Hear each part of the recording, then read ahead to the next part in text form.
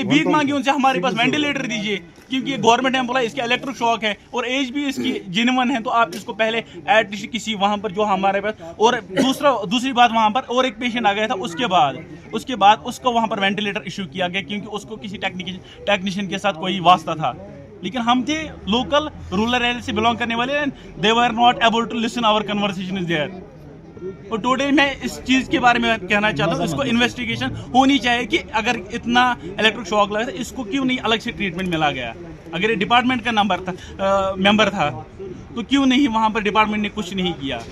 हमें बोला गया कि आधे घंटे के बाद ये कंट्रोल रूम को भी फ़ोन आया था, हाँ आपके लिए फ़ोन आया, लेकिन किसी ने कोई हेल्प नहीं की। मैं डायरेक्ट बोलूँगा ये तो जो हेल्थ सेक्टर है आप हो गया ना, और क्या होगा। अगर इसको इतनी सर्जरी, ब्रेन सर्जरी हो गई, पहले इसको वेंटिलेटर मिलना चाहिए था। वेंटिलेटर नहीं, हम हाथ से इसको मैन्युअली पुश कर रहे थे ऑक्सीजन के लिए।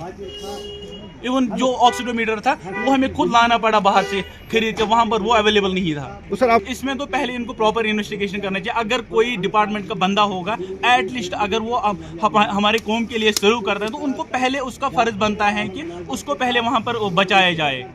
किसी को वहाँ पर शिफ्ट कर सकते थे, और मैं भी इतना बोलूँगा कि इसकी जान बच सकती थी। ये मैं पर्सनली, क्योंकि मैं इसको पहले से बिगनिंग से वहाँ पर था, मैं सोया नहीं हूँ 3 दिन से। सुबह मेरे हाथों में इसको जान निकल गया, इसमें पंप करता रहा, और ईसीजी वाला ईसीजी बोला ईसीजी करेंगे, ईसीजी वाला आ गया 1 घंटे के बाद, 1 घंटे के बाद आ गया।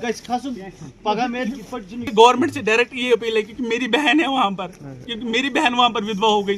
सारे हर कोई अपने घर में चलाता है, डिपार्टमेंट भी अपना वर्क कंटिन्यू करेंगे, और मैं डायरेक्ट गवर्नमेंट से उसको डेफिनेटली उसका जो भी उसका इंसेंटिव वो उसको मिलना चाहिए, और जो भी उसके एसआरओज होनी चाहिए वो डायरेक्ट उस पर इम्प्लीमेंट होने चाहिए, क्योंकि वो भी पेड से, वो क्या करेगी उसको। हम किसको बोलेंगे।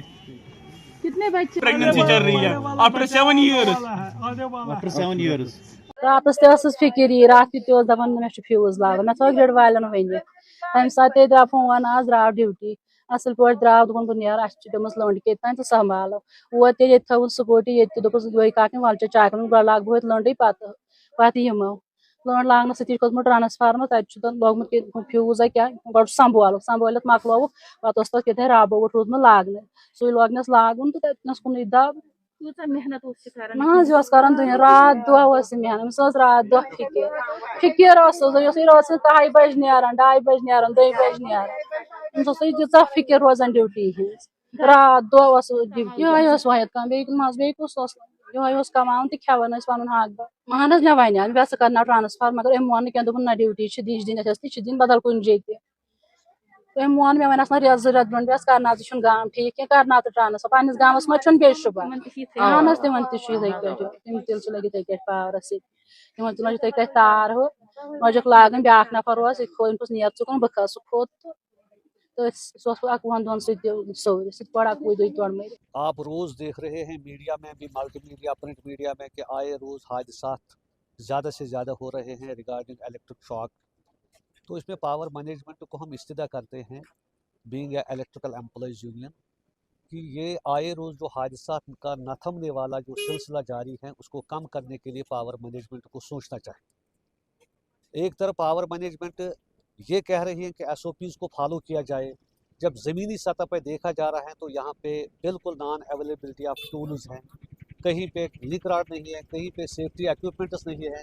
हाउ इट इज़ पॉसिबल कि एक मुलाजिम बच जाएगा 33 को रिपेयर करते करते या इलेक्ट्रिक या 11 के को करते करते।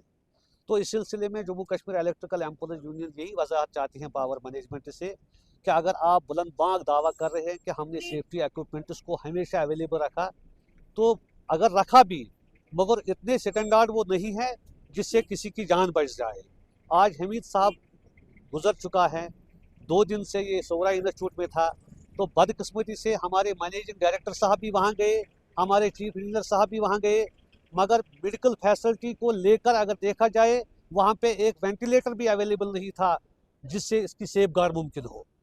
तो ये सवाल निशान है यहाँ के हेल्थ सेक्टर पे, यहाँ के पावर मैनेजमेंट पे, जिनको पता है कि एक फैटल एक्सीडेंट रोनुमा हुआ है, उसके बावजूद भी एक मुलाजिम की ज़िंदगी के साथ वहाँ पे ऐसा मतलब डिले हुआ है कि जिसकी वजह से इसका मौत वाक़ा हुआ है। तो दूसरी बात यह है कि हमारी इस्तिदा यही रहेगी कि इस गाँव में ये सबसे गरीब बंदा था, اس کی ریہیبلیٹیشن کے لیے پاور مینجمنٹ کے پاس جتنے بھی SROs ہیں ان کو امپلیمنٹ کیا جانا چاہیے، تاکہ اس کے جو لواحقین ہیں ان کی باز آبادکاری کے کوئی نہ کوئی اقدام اٹھنا چاہے۔ تو تیسری بات جو ہم اہم بتانا چاہتے ہیں کہ SOPs کو فالو کرنے کے لیے جس چیز کی اولین ترجیحات ہیں وہ سیفٹی ایکوپمنٹ ہے۔ سیفٹی ایکوپمنٹس کے بغیر یہاں ایکسیڈنٹ زیادہ رہیں گے۔ ڈپارٹمنٹ موت کا کنواں بن چکا ہے، یہ ایک ہی واقعہ نہیں ہے۔ اگر ہم کیرن سے لے کر لکھن پور تک دیکھا جائے تو آئے روز ڈیلیویجرس مر رہے ہیں، یہاں کے ریگولر مر رہے ہیں لوگوں کی خدمت کے لیے، مگر ڈپارٹمنٹ کو جو عملی اقدامات اٹھانے کی ضرورت تھی وہ شاید نہیں اٹھا رہے ہیں۔ اور تیسری بات انویسٹیگیشن، جتنے بھی یہاں پہ آج تک ڈیتھس ہوئے ہیں کوئی بھی انویسٹیگیشن آج تک رونما نہیں ہوئی۔